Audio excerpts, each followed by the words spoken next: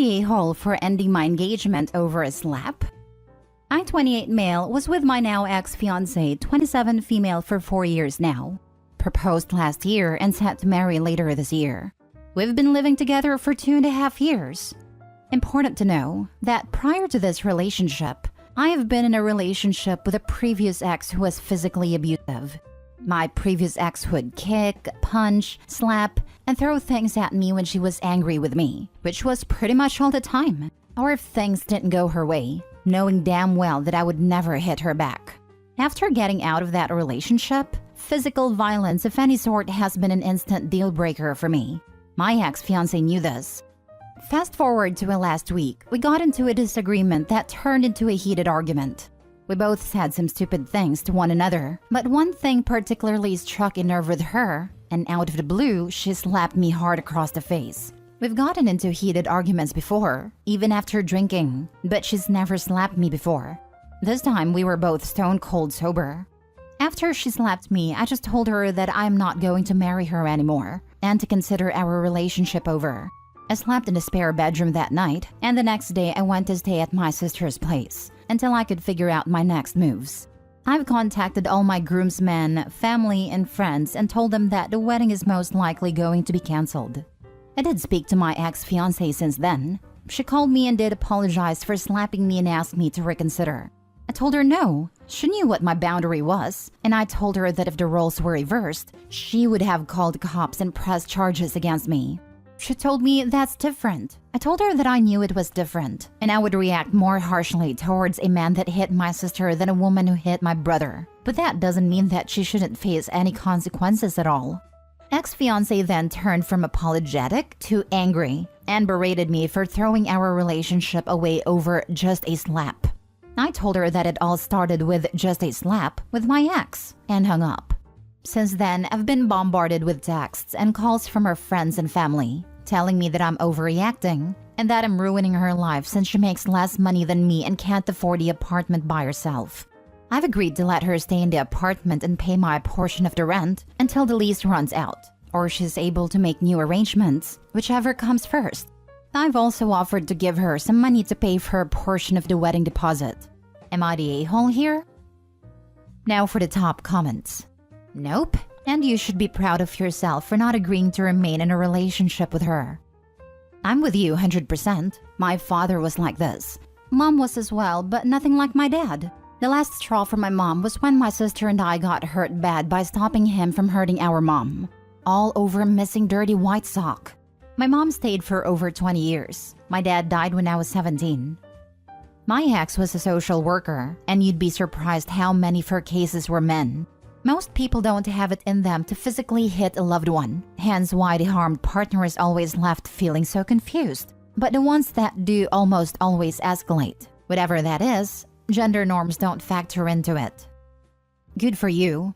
You deserve more than this. You deserve more than someone who says it will never happen again until it does. She overstepped a major boundary that happens to be a crime and doesn't see anything wrong with it. She said that's different, which means that she doesn't see anything wrong with it and is willing to do it again. You have been through too much to do it all again. Stand your ground, keep your value, boundaries, and that high bar. Best of luck to you. Yeah, that part really bothered me. That's different. I'm a woman, and I absolutely hate that nonsense. I had a lesbian roommate and her girlfriend used to beat her. It was constant fighting and then making up. That nonsense is toxic and he shouldn't put up with it. Another woman here, I agree. I hate the "it's different" attitude when a woman assaults a man. All genders should be held accountable the same way. Next story. Am I the a-hole for refusing to help cook after my wife canceled my catering order? This weekend, my wife and I are hosting a retirement party for my mom. We are expecting around 20 people. We are splitting the cost of food and beverages with my brother and his wife. During the planning process, I told everyone that I wanted to get the event catered so that no one had to spend a bunch of time in the kitchen cooking for 20 people. Everyone agreed this was a good idea, and I told them I would take care of it and placed a catering order last weekend.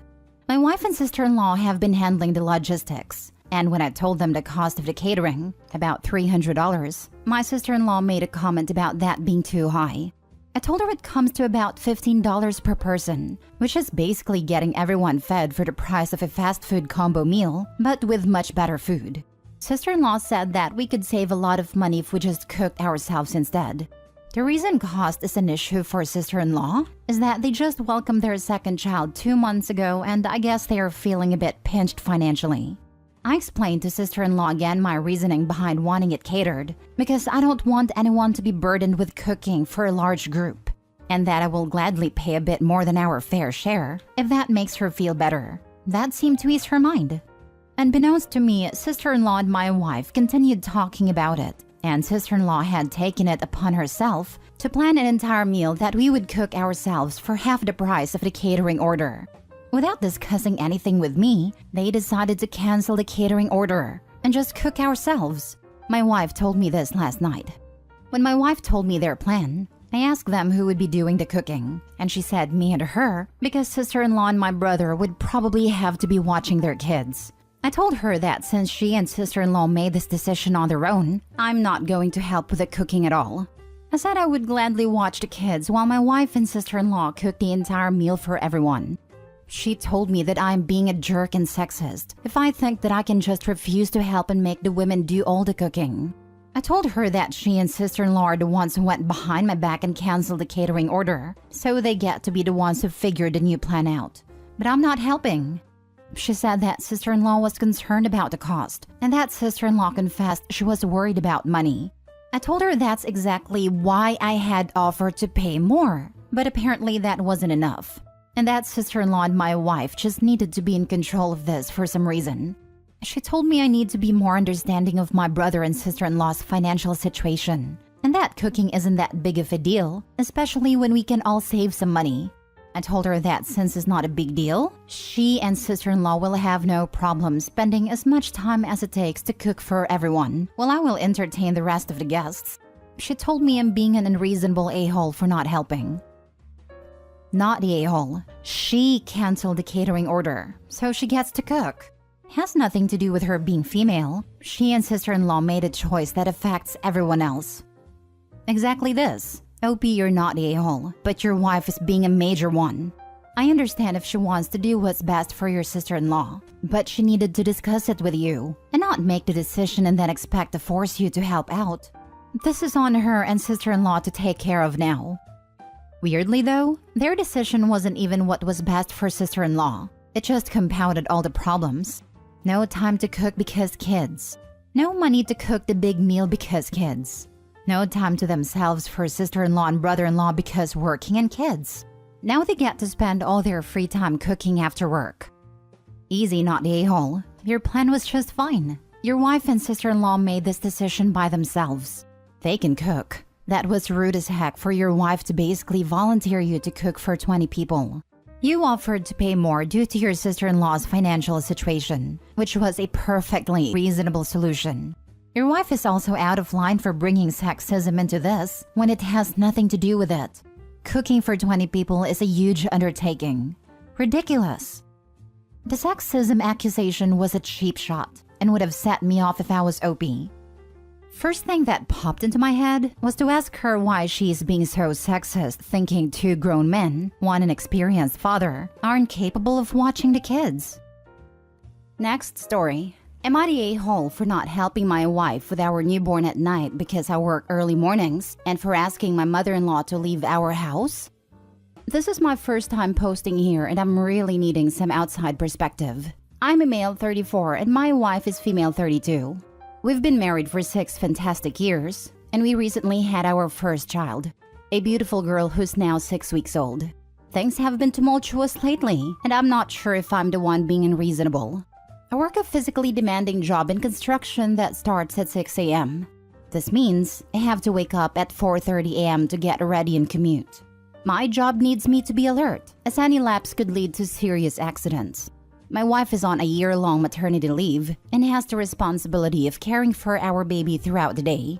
Here's the problem. Our newborn, as they do, wakes up several times throughout the night.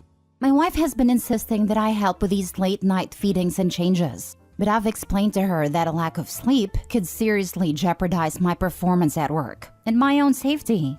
To add more drama into the mix, my mother-in-law has moved in with us to help with the baby. However, her idea of help often involves criticizing my wife's parenting, which only adds to her stress and dictating how we should run our household. She's also been siding with my wife on the nighttime assistance issue, making me feel ganged up in my own home.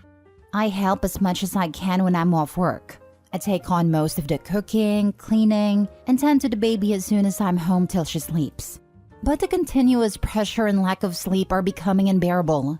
After a particularly heated argument, I told my mother-in-law that if she wasn't going to contribute positively, she'd need to find somewhere else to stay. My wife was upset, saying I was out of line for kicking out her mother. I feel bad, but I also think that the current situation isn't sustainable. So Reddit, am I the a-hole for refusing to assist with our newborn at night due to the nature of my job, and for asking my intrusive mother-in-law to leave? Edit. I should also mention that I have 2 stepsons from my wife's previous relationship. In addition to my work and the baby duties, I also pick them up from school, help them with their homework, and take them to their sports practices after I get off work. It's not just about the newborn, we have a whole family to take care of. So it's not like I'm lounging around sipping a beer post-work. Balancing all these responsibilities is what makes the situation so challenging. Thanks for the feedback though. Now for the top comments. I've been married 28 years, 2 kids 25 and 15. My husband also worked construction during the younger years, and we ran our own construction business as they got older. Having a newborn is hard. It takes everything out of you and can be extremely stressful. I always took it upon myself to be sure and be up with the baby during the night so that he was able to sleep and be ready for those early morning work hours. When he came home, he helped me with the babies, and if I needed it, I took a nap while he did that. I stayed home and I did as much as I could to make things easier for him, as I worked a high-stress, physically demanding job outside home. But we always made sure that each of our needs was being met and communicated with each other. This is the key. What are your needs? What are your limits? What do each of you expect from each other? Being tired after a baby clouds and everything can be super emotional for everyone, especially the mom. It would help if you guys can talk this out and lay out your terms, so to speak. Get a schedule and stick to it so that you both are comfortable and feel heard. The mother issue is a whole other thing. Sometimes it can be helpful and sometimes a real nightmare. I wish you guys the best. I guess my judgment is everyone needs to be open and have more grace for each other during this time. The only thing I have to add is it only takes a few minutes to change a diaper and give the baby to your wife for a feeding, which takes much longer. You can contribute this way and still get enough sleep. You may only get up 2 or 3 times in the night for 5 minutes. It's not bad at all. Huh? You think waking up 3 times a night for 5 minutes will give you a good night's sleep/rest? Weekends maybe, but doing that when he needs to work the next day for extended period of time is a surefire way to get into an accident as a construction worker. I don't know why people keeps ignoring that he works in an accident-prone sector. There's no negotiating with sleep in vocations like these. It's the same with truckers and surgeons, and whatever job that needs the utmost concentration, or else you die or someone else die. Everyone sucks here. You don't get to toss out your mother-in-law, who is apparently there at your wife's request. Under normal circumstances, I would say it's 2 yeses for any house guest. But this period of time postpartum is an exception to that rule. Your mother-in-law should be helping with the nighttime feedings. At this point in time, that's the main help she should provide. This is where the pressure needs to be applied. Your wife is frustrated and overwhelmed, and dealing with a 6-week baby is not a walk in the park. I know from experience. But sleep deprivation for someone working a physical, dangerous job with a long commute is not a solution. Last story. Am I the a-hole for not throwing my husband a birthday party? My 35 female had my son a few weeks ago. My husband, 40 male, has been a huge help with taking care of the house, cooking, and cleaning. I let him know frequently how much I appreciate everything that he does. My family also helps with taking care of our son. My husband's 40th birthday was this past weekend, and I made it clear he didn't want a huge party. So, I invited a few of his closest friends and family to go out for a nice dinner at his favorite restaurant. A few people couldn't make it, and it ended up being a very small dinner. I was exhausted the night before as the baby was up until 3 a.m. I did notice that my husband was quiet during dinner and hardly touched his food. When we got home after dinner, my husband looks at me with an angry expression on his face. He starts screaming that I ruined his 40th birthday, that him telling me he doesn't want a huge party meant that he did. I was so tired that I just burst into tears and haven't spoken a single word to him except when it's about the baby. I'm starting to feel like the a-hole for not making my husband's 40th birthday a better one. That him telling me he doesn't want a huge party meant that he did. This is some teenage girl kind of nonsense. He's a grown man. He can communicate what he wants or do it himself, not the a-hole. Exactly. OP is not a mind reader. Adults can verbalize their needs/wants. And if they can't, they cannot be pissy when they are misinterpreted. A newborn and a 40-year-old infant. Poor you. You are not at fault for not knowing that not wanting a big party means wanting a big party. Your husband is a grown man, of full maturity, and should know how to ask properly for what he wants. He should also know that people cannot read minds. Not a-hole. Depending on how long ago a few weeks is, she may not even be allowed to drive to even get stuff for a party. I know I wasn't supposed to drive for almost a month, but honestly, after a couple of weeks, I had to because I didn't have any more help. He is a grown adult. He could have used his actual words and told you what he really wanted. He didn't, so that is on him. You did a lovely thing. My 30th was a week after having my second. I could barely function, so we stayed in and just had tacos and it was fine. Not what I expected for a milestone birthday, but definitely what was needed for those circumstances, and it was nice. Not a-hole, you just gave birth. He can plan his own birthday party. Absolutely. Even if he communicated that he wanted a big party, she had a baby a few weeks ago. Absolutely not on her to plan it.